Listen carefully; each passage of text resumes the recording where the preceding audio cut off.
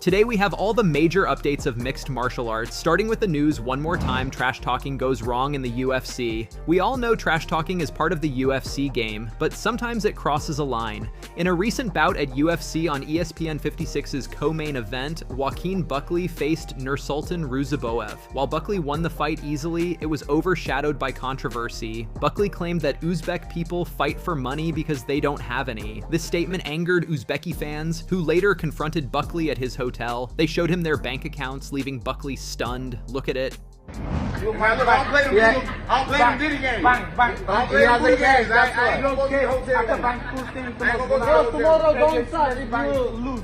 I'm not gonna be sad. But no. But when I knock y'all boy out, you know what I mean? It's still love, okay? Okay. I'm gonna go to Uzbekistan, okay?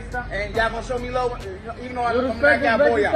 I respect. I got a brother from Uzbekistan. I'm half Uzbekistan. Y'all don't even know I'm half Uzbekistan.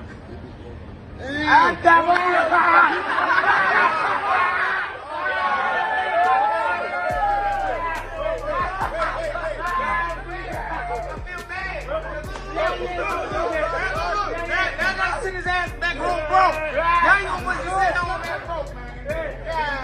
Don't bet all your money. Don't bet all your money. Respect, brother. Recently, former UFC champ Andrei Arlovski added to Conor McGregor vs. Michael Chandler card at UFC 303. Andrei is gearing up for his 42nd walk to the octagon, but this time it's on a bigger stage. Originally slated for June 15th, his highly anticipated matchup against Martin Bout has been pushed back by 2 weeks. Fans will now have to wait until June 29th to see him at UFC 303. The sudden change in date was announced by Bout on social media, as the reason behind the rescheduling remains undisclosed. A UFC fighter horrifically disfigured after TKO loss. Polish fighter Mateusz Rebecki faced Diego Ferreira at UFC St. Louis. Rebecki was undefeated in the UFC and had won his past 3 bouts convincingly, but this time the Polish fighter failed to keep his record. Rebecki lost the bout via TKO in the 3rd round, which is no doubt one of the most brutal losses for the fighter. After the loss, Rebecki shared a photo on Instagram of his disfigured face in a hospital bed. As we could see, he couldn't open his eyes because they were badly hurt and the damage was quite visible. There hasn't been much update on his condition, but let's look forward to our next update.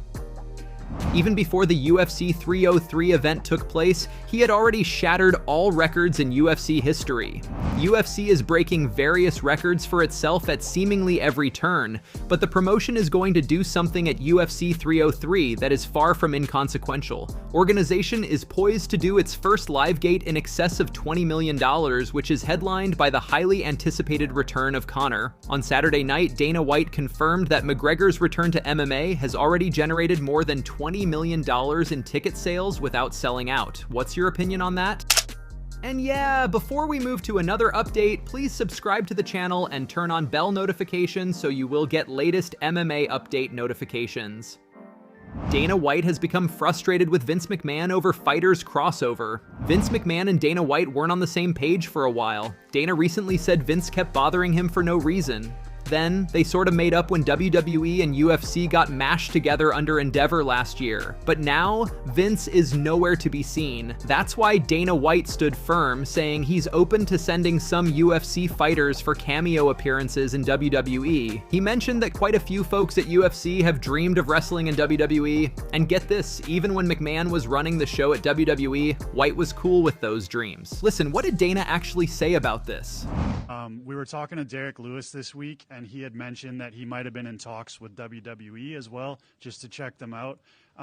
In the past, there'd been some wrestlers like Bobby Lashley and Jake Hager that went back and forth between wrestling and fighting in MMA. Yeah. Do you think there's a possibility for like some UFC guys to go to like a pay-per-view and make appearances or compete or anything like that? Well, I didn't know that, but yeah, I would do anything for Derek Lewis. I really like Derek Lewis a lot.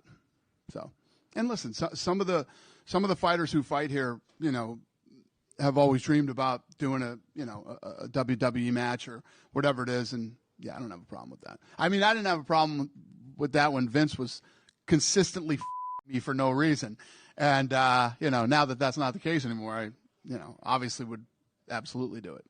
Could we ever see you as like a special guest referee one day? Me? Yeah, that I guarantee you will not. No, never. Dana White confirms end of UFC Apex events.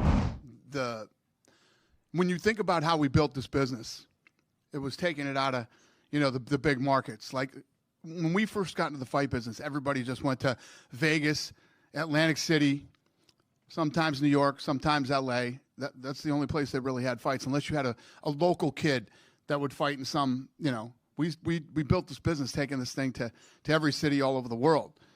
And, as we start to get our shit together, I will call it, and start to move out and start to, go to these different cities like we used to, the whole sport just goes to another level. Do you think there'll be a time where the Apex shows are like maybe once a month, if that, or you'll use it more sparingly, or are you happy to have that? Yeah, I mean, I've been saying this for a long time. We got to get out of the Apex and start doing more events in all these different cities, and we're starting to do it. We're getting it done this year.